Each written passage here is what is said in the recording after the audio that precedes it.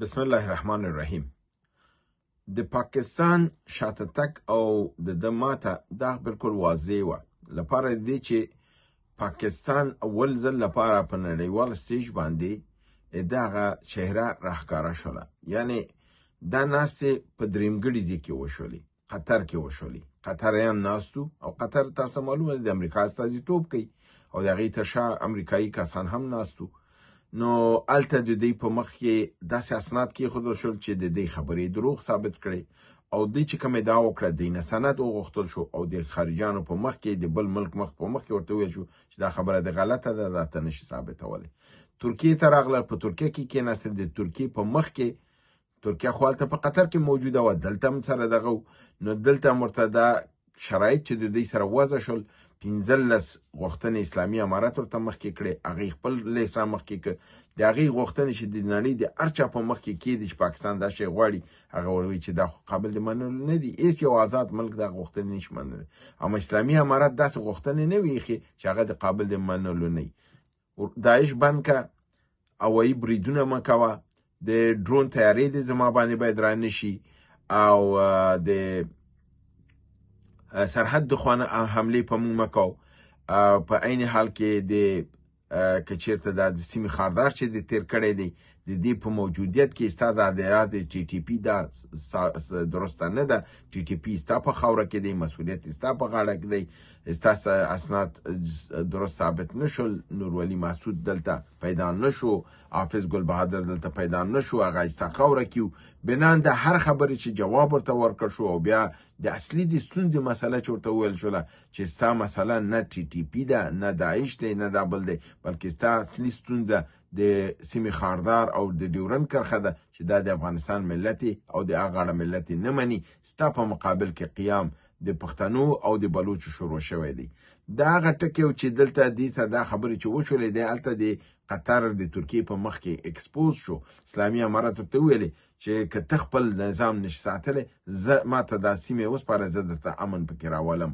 مګم ته ځان ته اتومي قدرت وایي، ته ځان ته نظامي قدرت وایي، د نړۍ شپږم قدرت یې.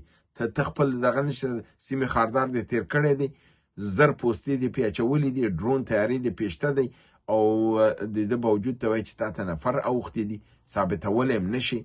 اما زمونږ یې در باندې ثابتو چې تا سره د داعش اډیم دي، کسان هم تربیه کوي، ایران ته هم لیږي، هند ته هم لیږي، افغانستان ته هم را لیږي. کله چې دا خبرې هلته وشولې نو حتی په داسې یو مرحله وه چې د قطر هیئت افغانستان ته وویلې چې تاسو خو ډېر یو بد همسایه سره مخ هستئ، دا خو بالکل په هېڅ قواعدو او په اصولو نه ودرېږي.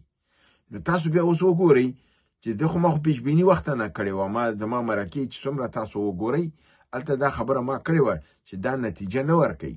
په دې کې چې د هغه طرف صادقه نه دی، هغه پلمې جوړوي، دروغ وایي تا ته. همدې لپاره چې په واشنګټن پوسټ کې امریکایانو کوم مضمون ورته ولیکه، هغې کې ورته اشاره وکړه چې تا د افغانستان سره لاس اچولی، لمن به دې اور اخلي او خپله به ټوټې کېږي.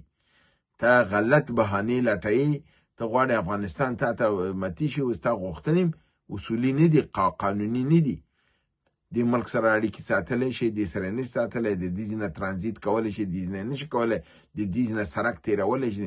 زه ستا غلام یم، بردد یم، لاس تړلی یم چې ته ما ته دا اشارې راکړې، او که ته دا نه منې زه به په تا برید کوم.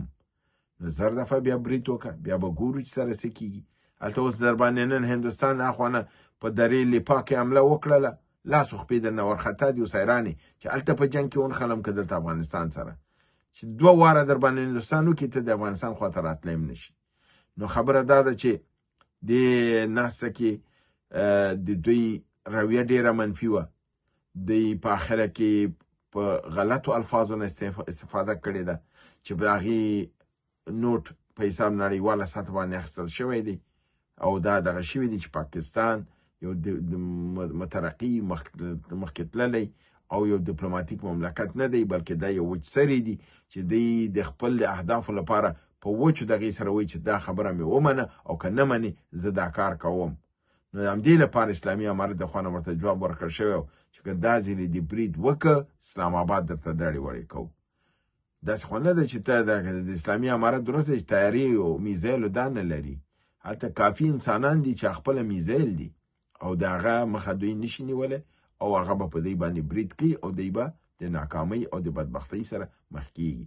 دوی چې د خپله ناکامي ولیدله د ډیورند کرښې په مسله کې، په همداسې د ټي ټي پي په مسله کې، همداسې د هند سره به اړیکې نه ساتي او ایران چابهار نه به ګټه نه اخلي، د واخان لارې نه به کار نه اخلي، سم داسې خیال پلوونه یې ځان سره جوړ کړي چې بالکل هغه یو بادار د خپل غلام نم دا رقم غوښتنې نه کوي لکه دی چې کولی. نو انشاءالله الحمدلله هغه غوښتنې په مخ باندې ورغلي دي، د خپل ناکامي ولیدله، د هغې نه راووتل. اوس وګورو چې دی څه کوي. برید خو ما تاسو ته ویلي مو خپل په برنامو کې چې که دی قرارداد وم که برید در باندې کوي، که قرارداد وم نه که برید در باندې کوي، جنگ حتمي دی او دا جنگ د افغانستان په ګټه دی. درسته چې موږ به یو څه قرباني پکې ورکو، مګر دا په نهایت کې د پاکستان د ټوټه کېدو او د افغانستان د لوی افغانستان جوړېدلو په دغه ده انشاءالله.